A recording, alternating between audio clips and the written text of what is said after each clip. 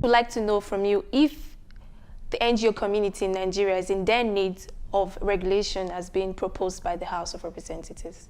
No, I don't think it is. It's already very regulated.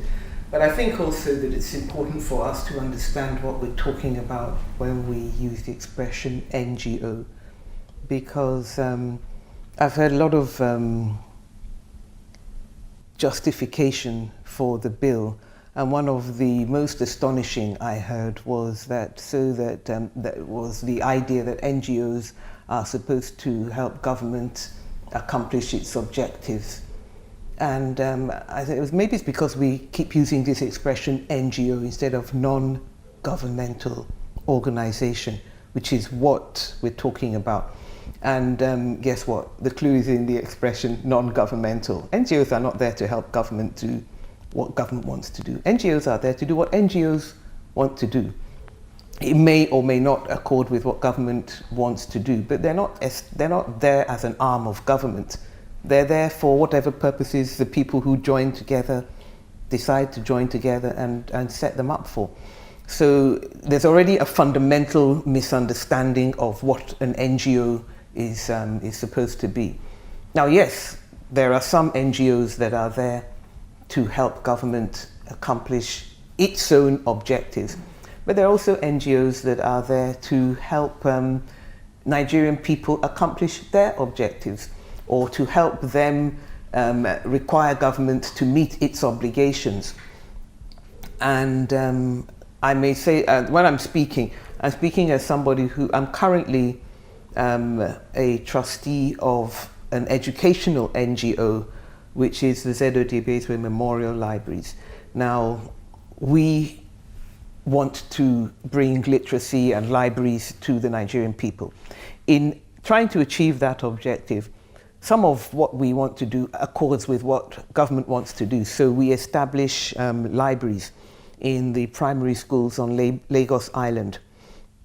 So in that regard, we want to, we're helping government, because government too wants to educate children who go to primary school and provide them with books and reading materials. But I was also president of the Civil Liberties Organization, and that was an NGO, but it was never registered when I was president. It wasn't a registered organization because, of course, it existed under a military dictatorship, and it wasn't likely that it was going to be registered. And then I'm also on the board of the International Crisis Group, which is an international NGO which is based in Brussels. And I may also say of the Gore Institute. I chair the Gore Institute, which is based in Senegal. So now, apart from the CLO, all of these are registered in different ways. And all of them have to meet a lot of legal requirements. In Nigeria here in particular, the Financial Reporting Council started to enforce the international requirements on the not-for-profit sector before it started to do it on the for-profit sector. And as a trustee of the library, of the educational NGO, the SaharaTV Memorial Libraries, I had to go to the federal, to their offices in Ikeja. They had to capture my my biometric details, and I had to go with proof of my my position as a legal, the fact that I'm a legal practitioner by profession, and all this sort of thing. So there were so many regulations, even to be able to be registered as a trustee. And then, so that's already an existing regimen that NGOs, that registered NGOs have to comply with. NGOs that are registered fall under the Allied Matters Act. That in itself is a, to meet the requirements of CAMA, as we call it. You also have to, you don't just roll up and say, oh, CAMA, here I am, register me, and it's you walk away with your certificate. No, you have to meet the requirements. So CAMA is another regulatory agency. So I think that, and then of course there is the, so you have to have your financial reporting and so on. You have to provide your accounts. And of course, if you're providing accounts, you, there will be accountants who are expected to go through your books, your finances, you provide them with the information. And when you provide that information, the accountant will not just take what you say, but they will also flag up for you things that you need to take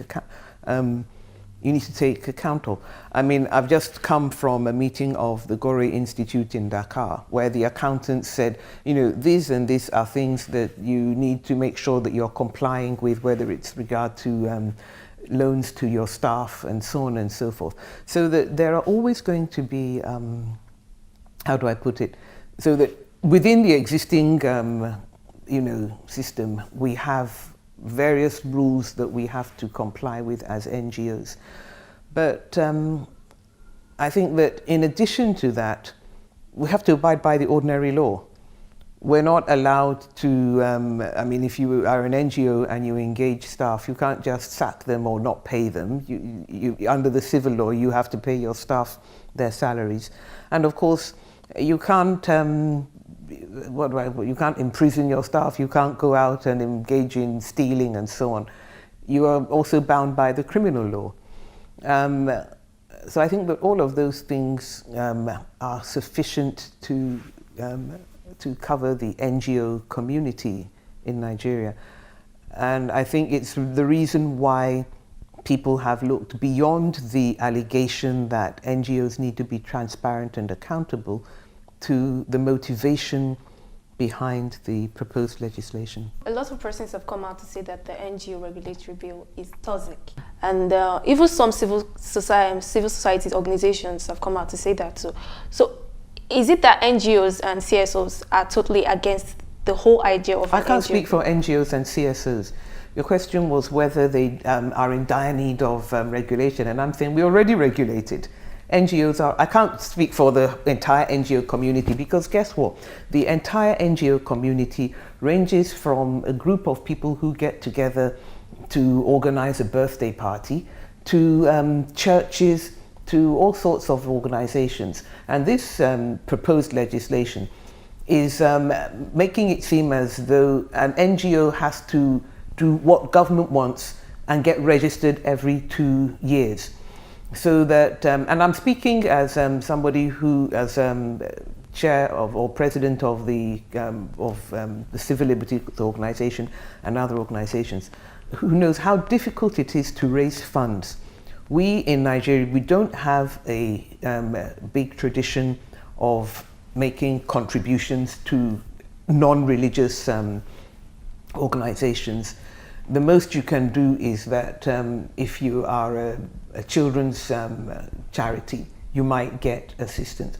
But if you are dealing with something like, for example, violence against women, or helping people to track the finances or government finances, or looking at the conditions in prisons, people who are being detained without trial, those are not necessarily things that ordinary people want to contribute to, because they feel that, oh, I might run into trouble with government, it might not be popular. So in that field, it's really only the children's NGOs that generally get a hearing. And so the funding that we get, I mean, I remember when I was CLO president, I mean, it's a long time since I was CLO president, I have to say, but I remember when I was CLO president, and this same old story about you people are just collecting money. I said, look, as CLO president, of course, if somebody gives us money, first of all, we're accountable to the person who gives us that money.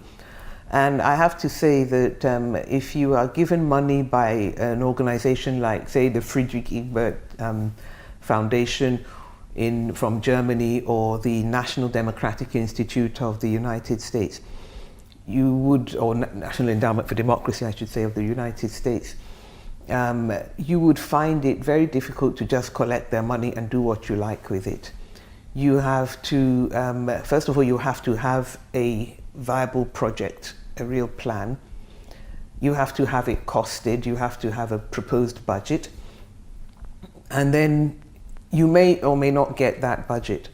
But one thing that you will find generally difficult is that the funding that you need for you to just exist, because not every NGO is just made up of volunteers. Many NGOs have to employ people on a full-time basis, and those people have to be paid. And if they're not working on a specific project, you can't say, well, sorry, vanish until we're ready to spring into being again for a new project. We now have funding. You can all now come back to life. It doesn't work like that.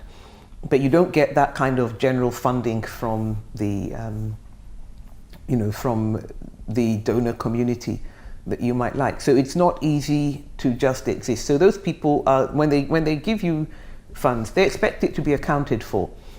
That's one thing. So you're accountable to your funders. Then, of course, you're accountable to your members. If you're a membership organization, or you have a board of trustees, or an executive council, or whatever it is, you're accountable to the people that that came together to form your organization. So that's another level of accountability. And I must say, because the CLO was a membership organization, the members were always very strict about wanting to know what is happening with the organization's finances. And then, because CLO was is a human rights organization, it's accountable to the Nigerian people.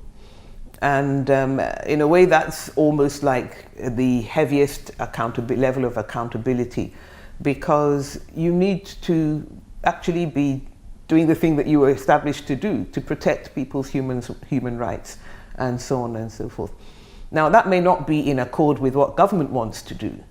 And we may see that some of the weakness in the NGO community of nowadays is the way that the numbers of people being kept in prison without being released, without being tried, still remains at a very high percentage of the total prison population, just as an example. What this bill is proposing is that every 2 years, out of the little money that you get, you now have to spend part of it applying to continue doing what you want to do. And what will happen actually is that the bill will not achieve its objective, because what will happen is that NGOs will just not bother to be registered. As the CLO wasn't registered, as I said, we knew we were not going to, so we didn't bother to even apply for registration. But we were still an NGO, and the Constitution protected our right to come together as we liked. There's freedom of association under the Constitution, and there's nothing that this bill can do to prevent that. The House of Reps did say that part of the objective of this bill is to help curb terrorism and money laundering, and most NGOs are being used as vehicles to fund terrorism. And he has you see, and this is actually why I find the bill so absolutely ridiculous, and, if I may say, a complete dereliction of duty. If an organization is set up for a criminal purpose, it's not going to register. It's not going to put its funds through a registration process. So that's already a problem with that. But I also want to know, if this is so ubiquitous and so widespread, what's being done about it? What has the House of Representatives done to find out from the Nigeria police or the intelligence agencies what they have done to prevent this kind of use by NGOs, if they are being used to fund terrorism? The fact is that if the government knows how terrorism is being funded, they ought to do something about it, rather than setting up a bureaucracy that Nigeria cannot afford to oppress people who want to improve lives of Nigerian people. I think that the reality of this legislation is that our elected representatives, as they are styled, have noticed that Nigerians are asking more and more questions about what is happening to the huge amount of money that comes into the hands of government. How is it spent? How much of it are they spending in the National Assembly? How much of it that they say that they're spending on community projects or whatever it is, constituency projects, or the national budget in general, or state budgets, or local government budgets? How is it being spent? And can we trace whether it's actually being spent as it was said it was going to be spent? And what you find is that the more uncomfortable any government becomes when people really start looking at the sources of their funding and where the money goes. It happened under Abacha, it happened under military dictatorships, and I dare say what we're seeing now is an uncomfortable awareness that it might be happening under civilian government, that when people start asking for accountability about their money, then the government starts looking for to attack the singer, not the song. And I've heard it said that, well, if NGOs don't want to be transparent, what right do they have to ask? It's like saying that I have a right as a human being. I'm a Nigerian citizen. I'm entitled to ask how my government is spending money. I don't have to be a saint before I ask that question. If I come together as an NGO, as I've said, I already have to meet certain requirements of transparency and accountability.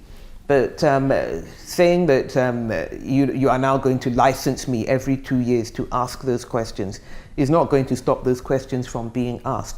And the fact is that a level of expertise is being built up in the NGO community. In a joint statement signed by yourself and 53 others, you claimed that NGO bill is an abuse of legislative power. How do you make such a claim objectively? The reason why it's an abuse of legislative power is because, as I said, the background to it is the increasing discomfort that our elected representatives are feeling because they are being asked to account for the money that comes to their hands. They don't want to tell the Nigerian people how much they are earning. And when the Nigerian people say, okay, you collected this amount for your constituency project, can we see, how many, and then, NGOs are now saying these number of boreholes were constructed, or that this particular borehole, they were all constructed in his backyard or in the legislator's backyard. So instead of seeing NGOs as those who were in the front line when it came to the struggle for democracy and the return to civilian rule, they now think that NGOs, you've done your job, you should vanish. Leave everything to us now. If you want to ask questions, you should be a political party. Now, I have no problem with the idea that political parties should form a credible and creditable opposition, but it's not an exclusive field. Some have said that the world of NGO funding and expenditures are murky. Why are NGOs seemingly opposed to transparency? But I've said it before, NGOs are not opposed to but they are in fact transparent. The ones that are not transparent they tend to be, if I may be frank, they tend to be what we call GONGOs, government-owned NGOs, or PONGOs, politician-owned NGOs, because many of those in power, you heard the expression, the First Lady's pet project, and these are expressions that are used, that they are basically a form of NGO. Pongo or Mwingo, my wife's NGO, and we have a lot of them. But the reality is that those are the ones that actually are murky. If you want to look into the NGOs that have political figures behind them, or to whom organizations, that the National Assembly and others that they want to work with, if you want to look into those, then you will find that those are the ones that really don't explain their funding. They get a huge amount because they will have a launch, and everybody who wants to find favor with the government in power, whether at the state or the federal level, would turn up and they will make big pledges of donations and so on and so forth. But the reality is that when it comes down to it, the murkiness is there, and because they are politically connected, they don't have to answer the questions that the non-politically connected NGOs are being asked to answer even today, and which they do answer, and which this bill pretends that it wants to make them answer. What you'll find is that there will be the Pongos and the Bongos, or the business-owned NGOs, the Gongos. Those will be the ones that get the nod. You don't have to spend a lot of time going up and down to get your to get renewed. But you, the poor person who is just trying to find out what did happen to that money, or how many people do we have in prison that have not been taken to court?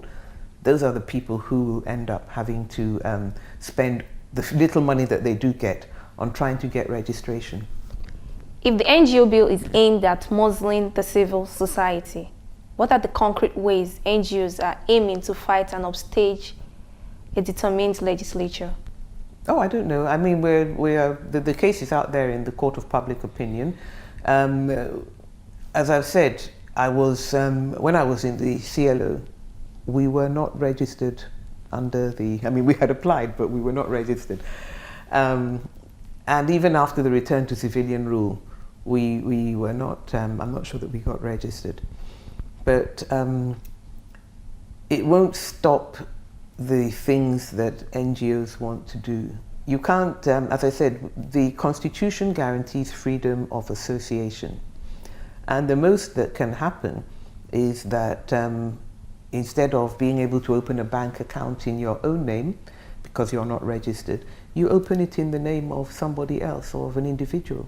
But it can't actually stop the NGOs from working. And to the extent that NGOs get funded to carry out their activities, then I think that those, if you get funding from abroad, then the government should even be happy, because it's bringing in foreign exchange, and it's also, the objective is generally to improve the quality of life. I personally, actually, I'm not involved in the world of NGOs whose job, for example, we talk about bongos, business-owned NGOs. They may be established. For example, there may be something like the Petroleum Industries Bill. We know that the petroleum industry has concerns about that bill, and would rather not. So they set up business-owned NGOs, as we call them, bongos. And those ones may be lobbying against certain provisions. I'm not involved in that world, okay? So I don't know whether they, how they operate and so on. But for most of the ones that I know have been involved in are established in things like trying to make sure that elections are properly organized, and that they are, that they are as credible as possible, involved as the library in increasing literacy and providing library services to as many people as we can, both physically and in cyberspace. Involved in things like, prisoners' rights, involved in things like protecting women against domestic violence, providing refuges for women who have to flee their marital homes, or even any victim of domestic violence. It could be a woman, it could be the children. So in some cases, it could even be a man. But it is people, organizations that have those kind of objectives in view. And as I said, they're not always objectives that our elected representatives are comfortable with. We saw what happened when they were asked to support the Child Rights Act. They hid under some spurious interpretations in order to say that they were not interested in protecting children. which is basically what it boiled down to. I may also add that I'm involved in the Bring Back Our Girls movement. Again, it's not an NGO. We support ourselves. If we have a particular thing that we're doing, we raise the funds among those who, and when I say members, it's just those who turn up for the sit-out or, who want to participate in the best way that they can. In the UK and the US, governmental bodies ensure NGOs and religious bodies are spending monies the right way. Why shouldn't Nigeria have the same? I don't think that they do. I don't think that is correct. What you have is that in the US and the UK, if you are a not-for-profit organization, you actually get tax relief. So if I want to give money to such an organization, I get tax relief. We don't have anything like that in Nigeria. So if I give money to my church, as I do, can't go to, in my tax return, I can't say I donated 10,000 to St. John's or Archbishop Vining. I can't do that. But if we have, those organizations don't pay taxes and so on, I can't get tax relief. So if those organizations are getting tax relief or getting those benefits, then yes, the government, it's not that the government looks at what they're doing, it's just that they have to make their returns like everybody else. And as I said, it's wrong to present NGO opposition to this particular legislation as a rejection of the idea of transparency. What this bill is about political control, about controlling or silencing voices who want to ask for a better society, or to make sure that the huge money that we get in Nigeria actually makes a difference in people's lives. Because I think we all recognize the extent to which, despite the huge amounts that have flowed through the hands of government since our independence, which we're on the verge of marking again, and to the extent that there are people who are going to say, we need to ask questions, the questions are going to be asked. This legislation is not going to make a difference to that.